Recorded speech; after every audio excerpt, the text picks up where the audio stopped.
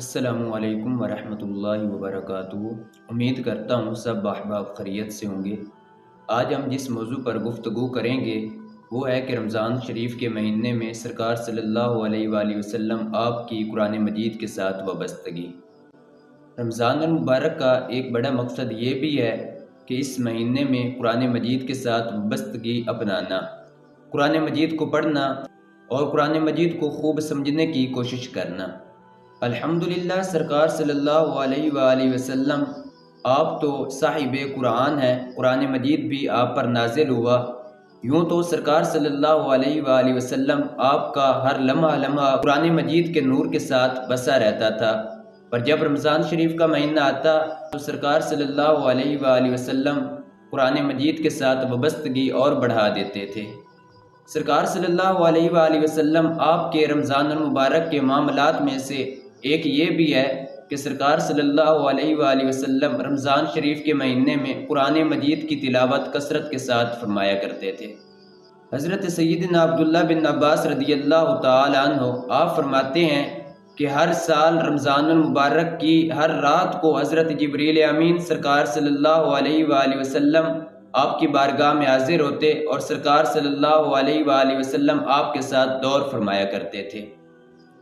تو پتہ چلا کہ رمضان المبارک میں قرآن مجید کا دور کرنا یہ ادائے مصطفیٰ صلی اللہ علیہ وآلہ وسلم ہے۔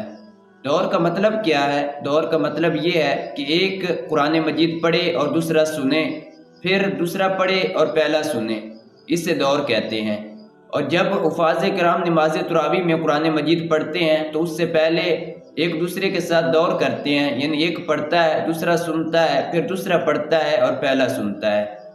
ہمیں بھی چاہیے کہ ہم بھی اپنے گھر والوں کے ساتھ دور کریں، اگر زبانی نہیں آتا تو اوپر سے دیکھ کر بھی ایک پڑھے اور دوسرا سنے، پھر دوسرا پڑھے اور پہلا سنے۔ اور یہ یاد رہے کہ قرآن مجید سننا یہ فرض ہے، تو جو انسان قرآن مجید سنتا ہے تو وہ فرض ادا کرتا ہے، تو رمضان المبارک میں ایک فرض کا ثواب 70 گنا بڑھا دیا جاتا ہے۔ تو جب کوئی انسان ادائے مصطفیٰ صلی اللہ علیہ وآلہ وسلم اپناتا ہے تو اللہ تعالیٰ اس کے ایک فرض کو 70 گنا بڑھا دیتا ہے۔ ہمارے بزرگان دین بھی یوں تو پورا سال کثرت کے ساتھ قرآن مجید کی تلاوت فرمایا کرتے تھے، پر جب رمضان شریف کا مہینہ آتا تو قرآن مجید کے ساتھ وابستگی اور بڑھا دیتے۔ حضرت اسود رحمۃ اللہ تعالی علیہ آپ رمضان المبارک کی 2 راتوں میں ایک قرآن مجید مکمل فرمایا کرتے تھے۔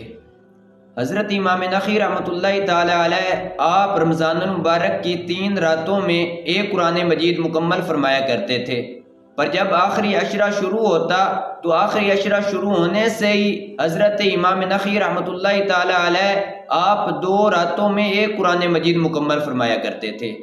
حضرت ابو قتادہ رضی اللہ تعالی عنہ آپ یوں تو پورا سال بھی کثرت کے ساتھ قرآن مجید کی تلاوت کیا کرتے تھے کہ 7 دنوں میں ایک قرآن مجید مکمل فرمایا کرتے تھے، پر جب رمضان شریف کا مہینہ آتا تو حضرت ابو قتادہ رضی اللہ تعالی عنہ آپ قرآن مجید کے ساتھ وابستگی اور بڑھا دیتے، تو حضرت ابو قتادہ رضی اللہ تعالی عنہ رمضان المبارک میں 3 راتوں میں ایک قرآن مجید مکمل فرمایا کرتے تھے، پر جب آخری عشرہ شروع ہوتا تو آپ قرآن مجید کے ساتھ اور وابستگی بڑھا دیتے کہ حضرت ابو قتادہ رضی اللہ تعالی عنہ آخری عشرے میں ہر روز ایک قرآن مجید مکمل فرمایا کرتے تھے۔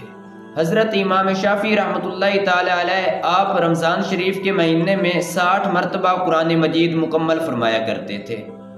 اور حضرت امام اعظم ابو حنیفہ رحمۃ اللہ تعالی علیہ آپ رمضان شریف کے مہینے میں 61 مرتبہ قرآن مجید مکمل فرمایا کرتے تھے۔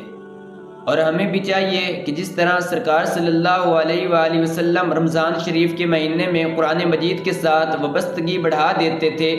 اور جس طرح بزرگان دین بھی رمضان شریف کے مہینے میں قرآن مجید کے ساتھ وابستگی بڑھا دیتے تھے، ہم بھی رمضان شریف کے مہینے میں قرآن مجید کے ساتھ وابستگی بڑھائیں اور ہم بھی کثرت کے ساتھ قرآن مجید کی تلاوت کیا کریں۔